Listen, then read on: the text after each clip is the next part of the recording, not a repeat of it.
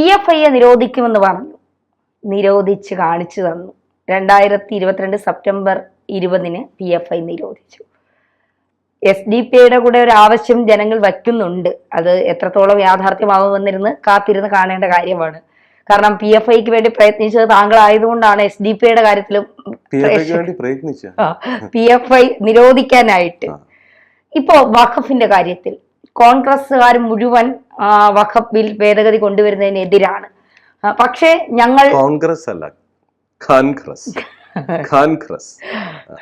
പക്ഷേ ഞങ്ങൾ മുനമ്പത്തുകാരോടൊപ്പമാണ്.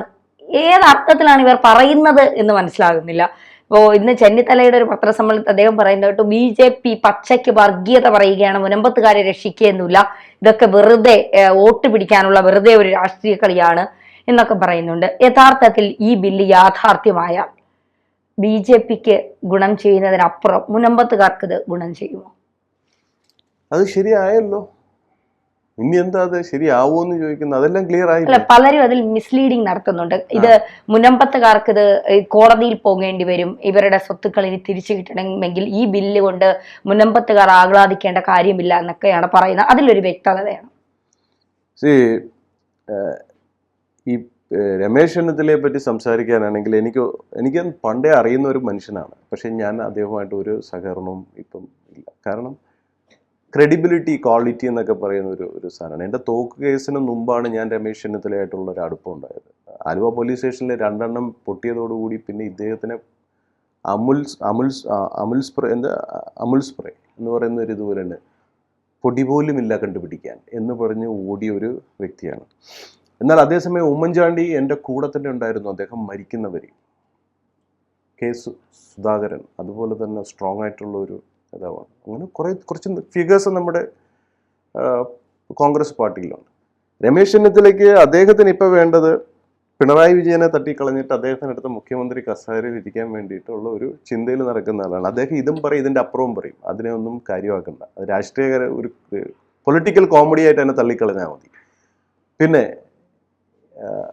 40ാമത്തെ ദിവസത്തെ സമരം ഉദ്ഘാടനം ചെയ്യുന്നത് ഞാനാണ് അവിടെ മുനമ്പത്ത്. അന്ന് അവിടുത്തെ സമരനായിക അമ്മയുടെ അടുത്തും, അവിടെ ഒരു അമ്മയുണ്ട്, അതുപോലെ തന്നെ അവിടുത്തെ ഫാദർ ആന്റണിയും ബാക്കിയുള്ള എല്ലാവരുടെ അടുത്തും ഞാൻ കൊടുത്തൊരു വാക്കുണ്ട് അവിടെ. അത് വീഡിയോയിൽ അതുണ്ട്.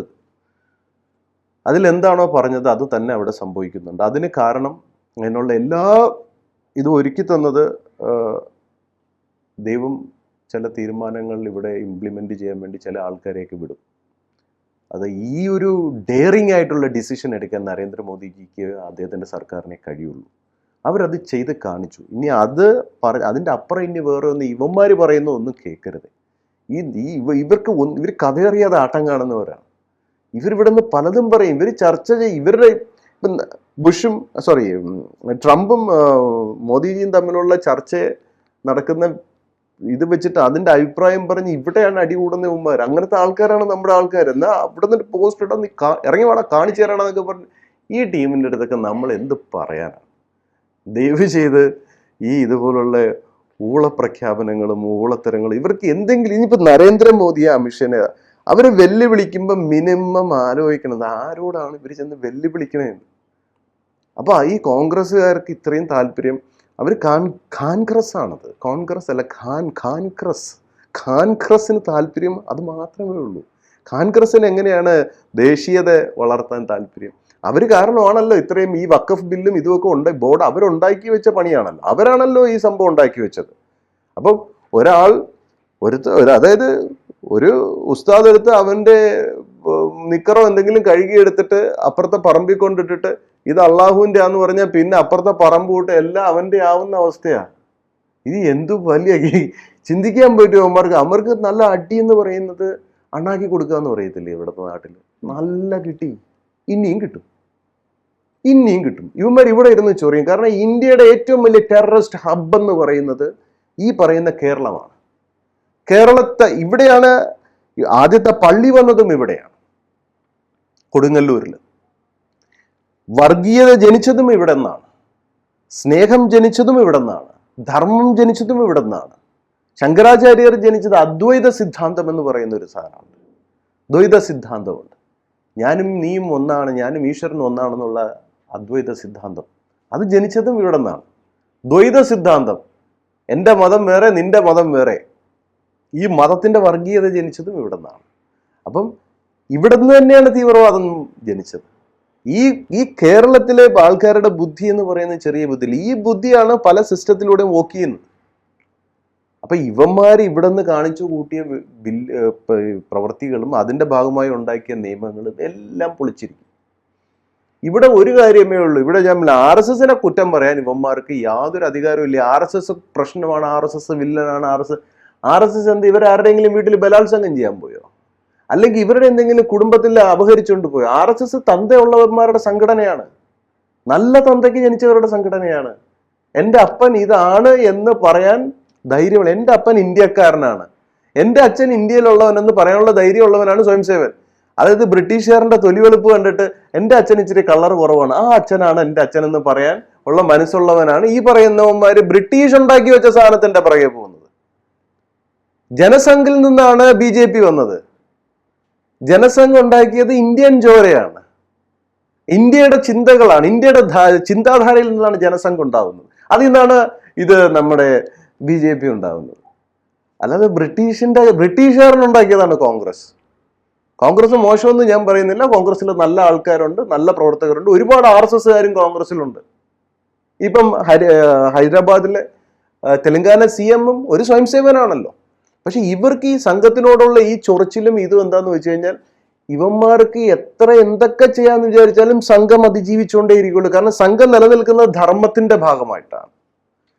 ഈ ദേശത്തിന്റെ വികാരമാണ്, അല്ലെങ്കിൽ സന്യാസികളുടെ മക്കളാണ് സംഘപരിവാർ എന്നുകൂടെ പറയും. അതിനെ നർഷ് ചെയ്തിരിക്കുന്നത് സന്യാസികളാണ്, അല്ലാതെ കൊള്ളയടിക്കാനും പിടിച്ചു പറിക്കാനും വേണ്ടി വന്നവരല്ല. ഇവിടെ അതുപോലെ തന്നെ ജോൺ ബ്രിട്ടാസ് കിടന്ന് ഭയങ്കര ബഹളം ഉണ്ടാക്കുന്നുണ്ടായിരുന്നല്ലോ. സുരേഷ് ഗോപിനെ പിടിക്കും മറ്റേ പൂട്ടും, നമുക്ക് പറ്റിയ അബദ്ധമെന്ന്. അദ്ദേഹമാണോ അല്ലെങ്കിൽ ഈ കമ്മ്യൂണിസ്റ്റുകാരാണോ അദ്ദേഹത്തെ ജയിപ്പിച്ചത്? ഇവിടുത്തെ ദേശവികാരം ഉൾക്കൊള്ളുന്ന പ്രജ തൃശ്ശൂരുകാരിൽ നല്ല നല്ല തങ്കം പോലത്തെ സനാതനികളാണ്, അവരെടുത്ത തീരുമാനമാണ്. പക്ഷെ അവർക്ക് അവരുടേതായ ചിന്തയിൽ അനുസരിച്ച് നമ്മളുടെ പ്രസ്ഥാനം കൂടെ പോകണം എന്ന് ഉറപ്പ് വന്നാലേ മലയാളികൾ ഇതായിട്ട് വരുള്ളൂ. മലയാളിക്ക് പൈസ ഇപ്പൊ മറ്റ് സംസ്ഥാനങ്ങളിലെ പോലെ പൈസ കൊടുത്തൊന്നും പിടിക്കാൻ പറ്റില്ല. പിന്നെ ഇവര് എത്രയെന്ന് പറഞ്ഞ് ഇവരുടെ പരിപാടി എന്താ? ഈ നമ്മുടെ ഇപ്പോഴത്തെ ഇടത് വലത് രാഷ്ട്രീയക്കാരുടെ പരിപാടി എന്ന് പറഞ്ഞാൽ ഒരു നല്ല കാണാൻ കൊള്ളാന്നുള്ള ഒരു പെണ്ണ് പോകും, അവളെ കിട്ടിയില്ലെങ്കിൽ പറയും അവൾ വെടിയാന്ന് പറയും, എന്നിട്ട് അങ്ങ് ഫ്ലാഷ് ആക്കും അല്ലേ? അവർക്ക് എന്ത് ചെയ്യാൻ പറ്റും? സാറേ ഞാൻ കന്യകയാണ്, എന്റെ വെർജിൻ സർട്ടിഫിക്കറ്റ് ഇതാന്ന് പറഞ്ഞ് നടക്കാൻ പറ്റും. അതുപോലെയാണ് ഇവർ ഈ ആൾക്കാരെ പറ്റി കുത്തിത്തിരിപ്പുണ്ടാക്കുന്നത്. ഇവിടെ PFI വന്നതിന്റെ കാരണം എന്താ? SDPI വന്നതിന്റെ കാരണം എന്താ? അതിന് മുമ്പ് NDF വന്നതിന്റെ കാരണം ഈ ഇടതിനും വലതിനുമാണ് കാരണം. ഇവരെന്ത് ചെയ്തു എന്ന് വെച്ചാൽ ഇവര് നേരെ പള്ളികളിലെല്ലാം ചെന്ന് പറഞ്ഞു നിങ്ങളെ പൂട്ടാൻ വേണ്ടിയിട്ടാണ് RSS റൂട്ട് മാർച്ച് നടത്തുന്നത്. അത് അതിന്റെ ഒരു ഭാഗമായിട്ടുള്ള ഒരു ഭാഗമാണ് റൂട്ട് മാർച്ച്. ഇത് കണ്ട് ബാക്കിയുള്ള ഈ പാവപ്പെട്ട മനുഷ്യർക്ക് മനസ്സിലായത് ഇവർ ബടിയായിട്ട് വരുമ്പോൾ നമ്മളെ തല്ലാനാന്ന് പറഞ്ഞ് ഇവരും എല്ലാവരും കൂടെ നിങ്ങൾ നമ്മുടെ കൂടെ നിൽക്കും, നമ്മൾ നിങ്ങളെ പ്രൊട്ടക്ട് ചെയ്യാന്ന് പറഞ്ഞു. അങ്ങനെ ഇവർ കുറച്ച് കഴിഞ്ഞപ്പോൾ ഇവർക്ക് ഈ ചതി മനസ്സിലാക്കിയിട്ട് ഇവന്മാർ തന്നെ വേറെ സംഘടനയായിട്ട് NDFും PFIയും ഇതുമായിട്ട് ഇവർ ഫോം ചെയ്തു. അങ്ങനെയാണ് SDPI വന്നത്. എന്നാൽ ഇന്ന് SDPIയും ഇതുമെല്ലാം ഒന്നും തന്നെയാണ്. കാരണം അവർക്ക് ആളില്ലാതെ വരുമ്പം പണ്ട് പൊതുപരിപാടികൾക്ക് ആളെ കൂട്ടാൻ പോകും, പൈസ കൊടുത്ത് ബിരിയാണിയും കുപ്പിയും കൊടുത്ത് സമരത്തിന് വിളിക്കുമല്ലോ. അതുപോലെ ഇന്ന് പാർട്ടിയിൽ വോട്ട് കുറയുമ്പോൾ ഇവരെ തന്നെയാണ് സപ്പോർട്ടിന് വിളിക്കുന്നത്, ഇവര് തന്നെയാണ് എല്ലാത്തിലുള്ള. BJPക്കകത്ത് ഇതിനധികം കയറി ഞെറങ്ങാൻ പറ്റുന്നില്ല.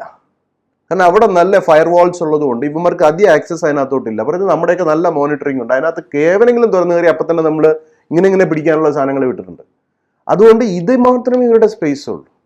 ഈ കേരളം അല്ലാതെ പിന്നെ എവിടെയാണ് ഇവർക്ക് ഇത്രയും വളർച്ചയുള്ളത്?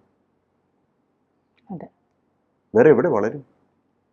മുൻപത്തുകാർക്ക് സന്തോഷിക്കാനുള്ള എല്ലാ വകയും കേന്ദ്രം ചെയ്തു കൊടുത്തു. അത് ഇനി അതിൽ പറയുന്നത് അത് ക്ലിയറാണ്. ഇവർക്ക് എന്തെങ്കിലും പറയാൻ വാ തുറന്നാലേ ഇവർക്ക് മുനമ്പത്തിന്റെ കേസ് ഞാൻ അവിടെ ചെന്നപ്പോഴും ഞാൻ ഒരു കാര്യം പറഞ്ഞു, ഞാൻ ഇത് വന്നതും കാര്യങ്ങളൊന്നും ഒരു ന്യൂസ് ആക്കാനും പിടിക്കാനും ഒന്നും പോയില്ല. കാരണം ഈ കൂടുതലും ന്യൂസിൽ വന്നിട്ട് അങ്ങനെ പോയി ഇങ്ങനെ പോയി എന്ന് കാണിക്കുന്നവർ ആ ന്യൂസ് വന്നു കഴിഞ്ഞാൽ അത് തീരുകയാണ്. പക്ഷെ ഒരു സ്വയം സേവകന്റെ പരിപാടി എന്ന് പറഞ്ഞാൽ അവൻ ന്യൂസിൽ വരാനൊന്നും അവൻ പോകാറില്ല, അവൻ വർക്ക് ചെയ്യുള്ളൂ.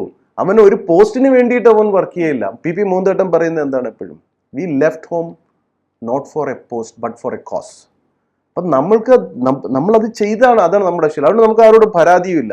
ഇവന്മാരങ്ങനെയല്ല, ഇവന്മാരെ എങ്ങനെയെങ്കിലും വിളിച്ചിട്ട് എൻ്റെ ഫോട്ടോ ഇച്ചിരി ചെറുതായിപ്പോയി പത്രക്കാരെ ചോദിച്ചാൽ പറഞ്ഞു തരും, എൻ്റെ പേര് കൃത്യമായിട്ട് വരണം, എൻ്റെ ഫോട്ടോയും കൂടെ ഇട്ട ഇത് മാത്രമേ കോൺഗ്രസ്സുകാരനും CPMകാരനും ചെയ്തിട്ടുള്ളൂ. ഇവിടെ CPM ഇച്ചിരി കുറവാണ് അതിൽ, പക്ഷെ കോൺഗ്രസ്സുകാരൻ അത് ഭയങ്കരമാണ്. ഫോട്ടോ വരണം, ഇല്ലെങ്കിൽ ചർമ്മക്കോളത്തിലെങ്കിലും എന്റെ ഫോട്ടോ ഞാൻ ഉദ്ഘാടനം ചെയ്ത് ചർമ്മക്കോളത്തിലെങ്കിലും സ്പേസ് ഇല്ലെങ്കിൽ ആക്കി തരണം എന്ന് പറയാനാണ് കോൺഗ്രസ്. പക്ഷെ കമ്മ്യൂണിസ്റ്റുകാർക്കും അത്ര ബഹളമില്ല കേട്ടോ, അത്രയ്ക്ക് നിർബന്ധമില്ല ഫോട്ടോ വരണമെന്ന്, പേരില്ലെങ്കിലും കുഴപ്പമില്ല. പക്ഷെ ഇവന്മാര് കോൺഗ്രസ്സുകാർ നോ രക്ഷ. വളരെ നന്ദി സാർ, ഇത്രയും സമയം ചെലവഴിച്ചു.